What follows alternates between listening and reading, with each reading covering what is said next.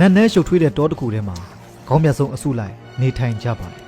။အန်နီရီနဲ့ပြည့်နှက်နေပြီးခေါင်းပြတ်ဆုံးတွေကလည်းလမ်းပြောက်လာတဲ့သူတွေကိုအချိန်မရွေးထွက်လာပြီးတော့တပ်ဖြတ်ဖို့အသင့်ဖြစ်နေခဲ့တယ်ဗျ။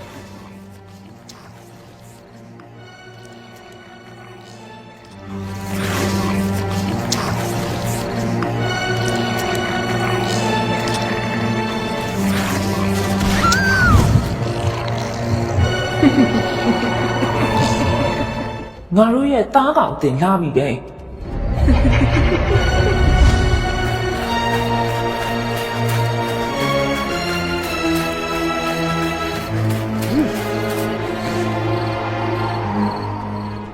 အဲ့ဒီမိန်းကလေးဘယ်ပြေးသွားလဲ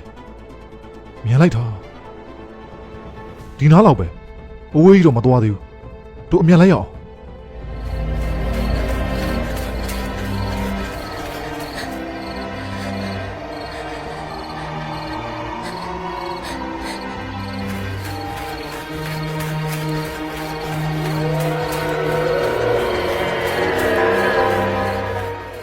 အခုနာဘာအလင်းရောင်လဲမင်းမြင်လိုက်လားမျိုးဝင်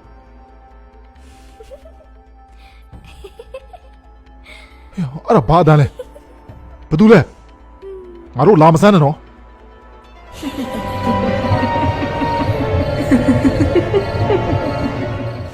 ကောင်းမြတ်ဆုံးပဲဘယ်လိုလုပ်မလဲမျိုးဝင်တနတ်လေငါတို့မှာတနတ်ရှိတယ်ဝင်လာရင်တနတ်နဲ့ပြစ်ထက်လိုက်ငါတို့တရေလဲမကြောက်စီအောင်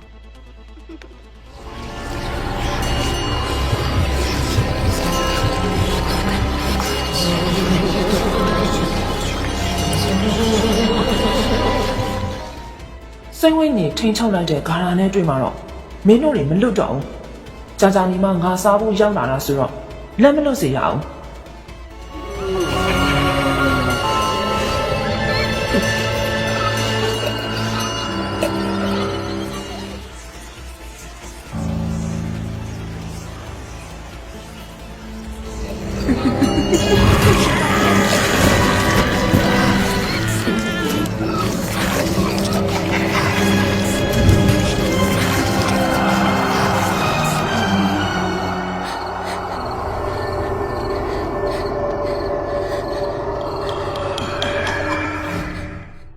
ကလေးမလေးဘာထိုင်လို့နေရလဲ ။သမီးကိုကဲပါ။ဓမြရီစီကနေထွက်ပြေးလာတာမလို့ပါ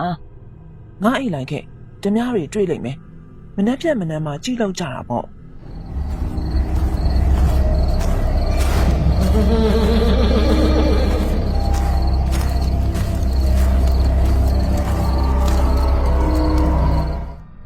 ဒါကငါရဲ့ဧည့်သည်ပဲ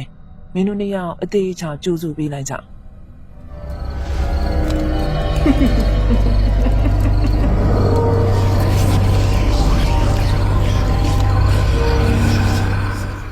ဒီအခွင့်အရေးကိုငါစောင့်နေရကြာခဲ့ပြီဒီအစီရင်အောင်မြင်တော့အဲ့ဒီမိန်းကလေးရဲ့ခန္ဓာကိုယ်ငါပိုင်ဆိုင်ရတော့မယ်အသားရည်လှပတဲ့ခန္ဓာကိုယ်ပိုင်သွားရင်တော့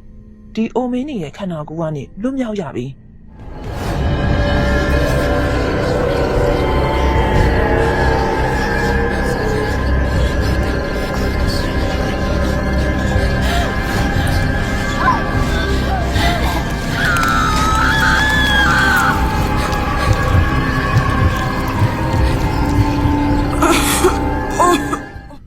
မောင်းမလေးရောငါလွဲချော်သွားပြီလားမတက်နိုင်ဘူးခလေးမလေးရောထပ်ပြီးဆုံးဖြစ်ရတော့မယ်ငါနောက်ထပ်ခံတာထပ်ရှာရတော့မယ်ထင်တယ်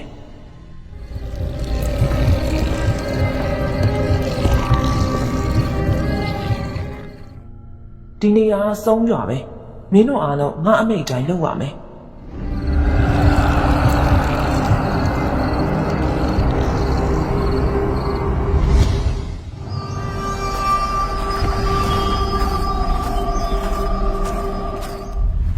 ဦးလေးဟန်ကျွန်တော်တငယ်ချင်းရောတောထဲကိုဝင်ကျင်လို့တယ်ဗျ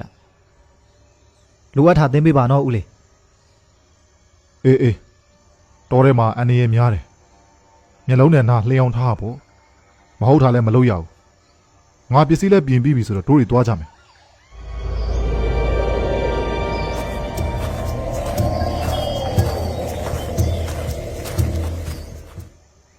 ဦးလေးဟိုကျွန်တော်တို့တောထဲရောက်နေပြီဘာလို့တရိษံချီရအောင်မတွေ့ရတာလဲ ငါလည်းတန်တရားဖြစ်နေတာဘာလို့ဒီတော့အရန်ငိမ့်နေရလဲထူးဆန်းလိုက်တာ ဒီနေ့တော့ကျွန်တော်တို့လက်ဗလာပြန်ရတော့မယ်ထင်တယ်ဟေ့အောင်မင်းငါ့ကိုအများကြီးရှောက်ပြောထားတာပဲဟာဟေ့အောင်မင်းကဘာသိမှလဲဦးလေးဟန်အစ်စ်ပဲငါဦးလေးပြောတော့နားထောင်နေလိုက်ငါဦးလေးနဲ့တော်တဲ့ဝင်နိုင်ဘယ်တော့မှမလွဲဘူးသူကလှင်လုံးတယ် မင်းတို့မလောကြစမ်းပါနဲ့တော်လန်ဖွင့်တဲ့ကားတာငါလုပ်ကြည့်မယ်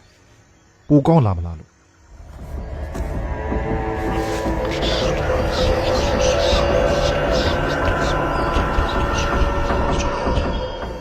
ငါတို့ဆက်သွားကြမယ်ဒီလောက်တိုးကြည့်နေတာတခြားသရိษံတွေလည်းရှိကြမှာပဲ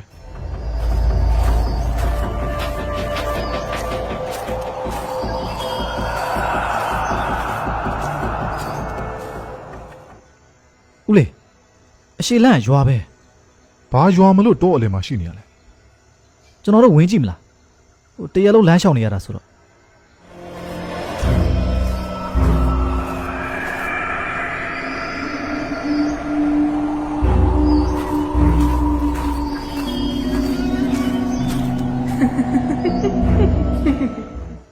ရဲပိုင်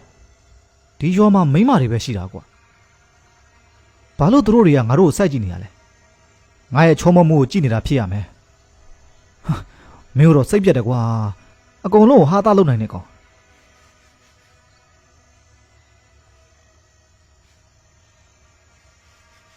ဆရာတို့ဘယ်ကနေလာကြရလဲလာပါဦးအနားယူပြီးရေတောက်ကြပါဦး ကျေးဇူးပါဗျာ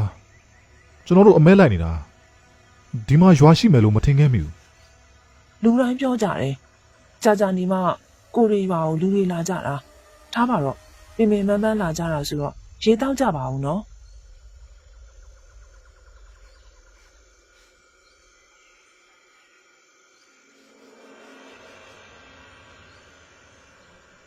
အဖွာဘာလို့ရွာထဲမှာယောက်ျားသားမရှိတာလဲအမဲလိုက်သွားကြတာလား ဒီရွာမှာအမျိုးသမီးတွေပဲနေကြတယ်တချို့ကယောက်ျားသိတယ်တချို့တော့ယောက်ျားထားခဲ့တာခံရတာမလို့ဒီလိုပဲစက်နေကြတာ ဩအဲ့ဒါကြောင့်ယောက်ျားလေးတွေမမြင်တာပဲ ဒီတော့ထဲမှာပစ္စည်းကောင်းရှိတယ်ရှားပါတဲ့စင်းမြစ်တွေတရိတ်ဆန်တွေလည်းရှိတယ်ဆရာတို့မစမ်းကြည့်ဘူးတင်တယ်ကျမပြင်ပြီးယူလာခိုင်းမယ်နော် အော်ကျွန်တော်တို့မနှောက်ရှက်တော့ပါဘူးဗျခဏလေးပဲအနားယူဖို့ပါပြီးရင်ခရီးဆက်မှာမို့လို့ကျေးဇူးတင်ပါတယ်နော် ဦးလေးကလည်းမဆန်းတော့ဘူးလားအဖွာကခေါ်နေတာကိုအဲ့ဒါပြောတာလေဦးလေးရဲ့ကြာကြာနေမှရှားပါတဲ့အစားအစာကိုစားရမှာ မင်းတို့ရှားပါအဆအဆဆိုတာသိကြလားမင်းတို့အကြောင်းငါအကုန်သိတယ်နော် အာမနာပါနဲ့ဒီလောက်လေးကတော့ကျမတို့ရွာကနေကြိုးစိုးရပဲထားလိုက်ပါငါဧည့်သည်တွေကိုအသေးချောင်ပြုစုလိုက်ငါအစားတောက်ပြင်လိုက်မယ်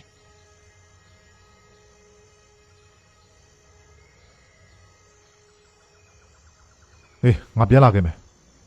မင်းတို့နှစ်ယောက်ဒီမှာပဲစောင့်နေဘာမှမစားနဲ့ဘာမှလည်းမလုပ်နဲ့ဒီနားလမ်းလျှောက်ပြီးရင်ပြန်လာခဲ့မယ်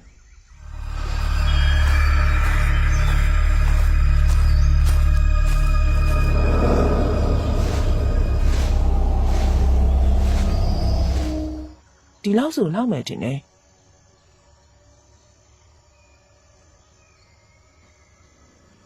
ပုံစံကတစ်မျိုးပဲဘလို့ကြည့်ကြည့်တန်တရားဖြစ်เสียကောင်းနေတယ်ဒီရွာကိုကြည့်လိုက်တိုင်းကြက်သိမ်းထားမိတယ်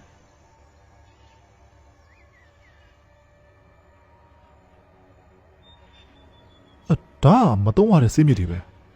မျိုးစုံအောင်စိုက်ထားသေးတာဒီအဖွားကြီးကဘာတူလဲတန်တရားဖြစ်ဖို့ကောင်းနေပြီ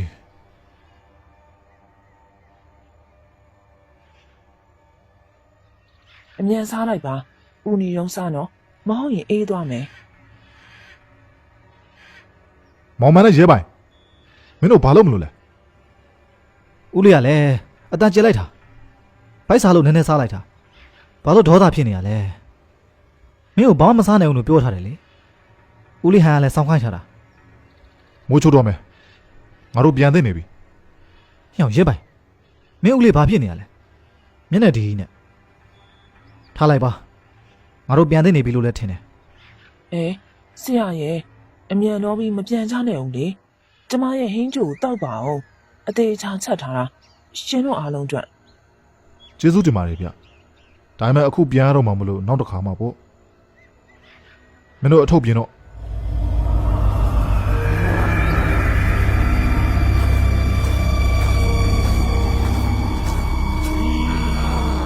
ဒီကနေထွက်နိုင်မယ်ထင်နေကြလားမိုးချုပ်တဲ့ဒီစောက်ကြည့်နေလား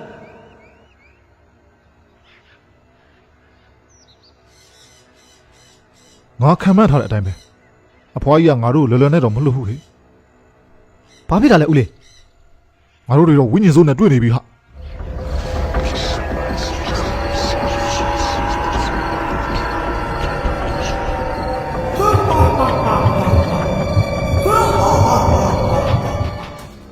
အဲ့ဒါဘာအတိုင်းလဲဦးလေး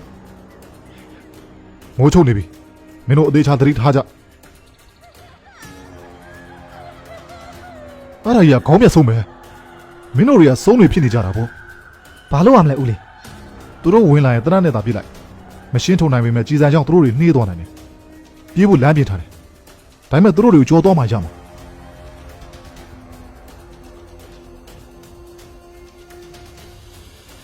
ဘယ်လိုပြေးမလို့လဲမင်းတို့ကဒီကနေမလွတ်ဘူးသူတို့တွေကိုတတ်လိုက်တရားမှမကြံစီနဲ့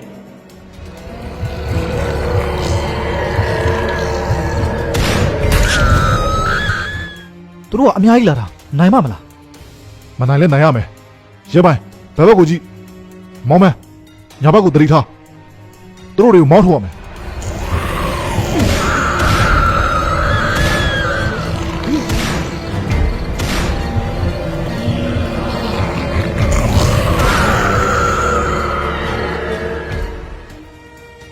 ကျွန်တော်ကြည်စံကုန်တော့မယ်ဒီလိုဆိုမဖြစ်တော့ဘူး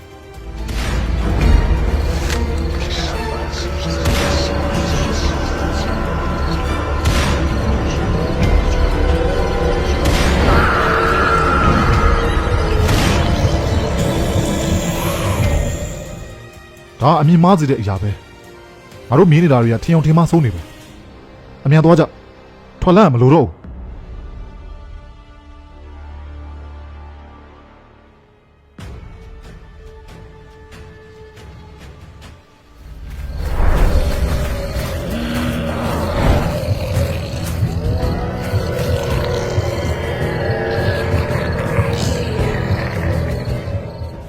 အရာအလုံးရှိရှိသမျှဝိညာဉ်တိုင်းငါအမိတ်ကိုနာခံစေ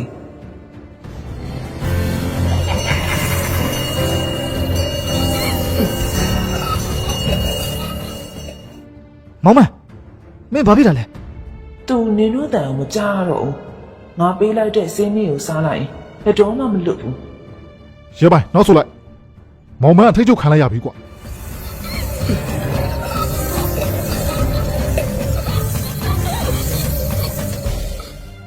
မောင်မမမီတော့ဘူးရဲပိုင်းသွားကြမယ်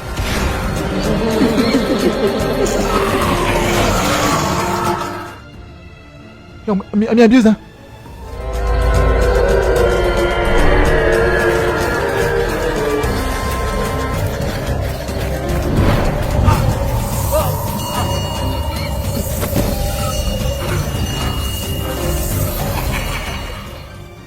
ဝိညာဉ်ထိန်ချောက်တဲ့ခေါင်းလောင်းနဲ့တွေ့တော့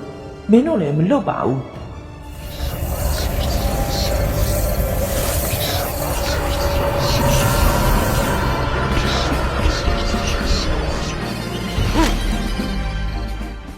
ရဲပိုင်းအသေးစိတ်ရှိစမ်းငါခါရရွတ်နေပြီမင်းအသေးစိတ်ကိုပြန်ယူပြီးတော့ငါ့ကိုကူညီရမယ်ရဲပိုင်း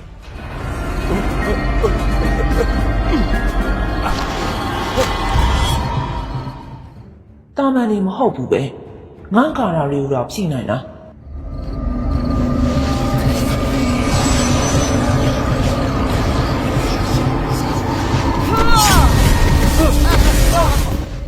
အခွင့်ရပြီနင်တို့သွားပြီးရှင်းလိုက်ကြတော့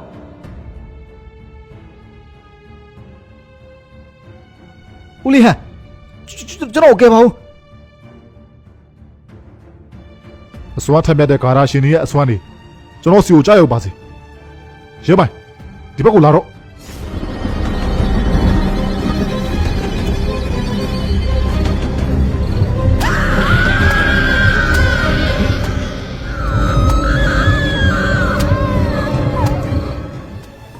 စွမ်းတောင်းတာပေါ့လေငါ့ကိုဘာလုပ်နိုင်မယ်ထင်လို့လဲ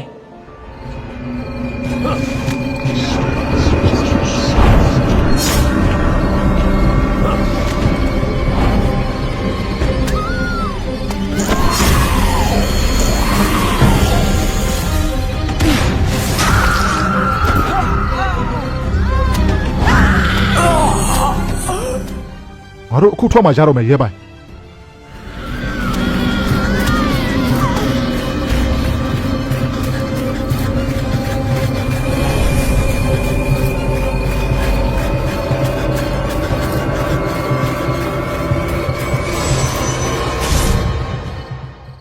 ဦးလေးဟန်ခေါင်းပြဆုံးတွေကလိုက်လာမလား မလိုက်လာတော့ဘူးငါရဲ့ကာရာတွေထိထားတော့သူတို့အတော်အထိနာသွားမှာ မောင်မိုင်းရောဦးလေး စိတ်တော့မကောင်း तू ကဆုံးတော့မှပိတ်မိနေတော့လွတ်ဖို့ခက်မယ်မင်းမစားလိုက်တာကံကောင်းမဟုတ်ရင်တော့မင်းဘဝအဆုံးသက်ကမောင်မန်းနဲ့မကွာတော့ဘူး စိတ်မကောင်းဘူးဗျာတကယ်လို့သာမောင်မိုင်းဦးလေးစကားနားထောင်ပြီးတော့အဲ့ဒီဟင်းကိုမစားခင်သုံးယောက်အတူတူပြန်ထွက်လာရမှာ အဲ့ဒါပဲလေဘယ်အချင်းဖြစ်ဖြစ်တန်တရားဖြစ်ပြီးသတိထားနေရင်တော့မကောင်းတဲ့ဖြစ်ရတဲ့ကနေရှော့ချနိုင်တယ်ဒါကတာမန်တော့မဟုတ်ဘူးဝင်လာတဲ့သူတိုင်းပြန်ထွက်ဖို့ခက်တယ်နောက်ဆုံးတော့တကယ်မရှိမဖြစ်တဲ့ပုံမြင်ဖြစ်သွားလိမ့်မယ်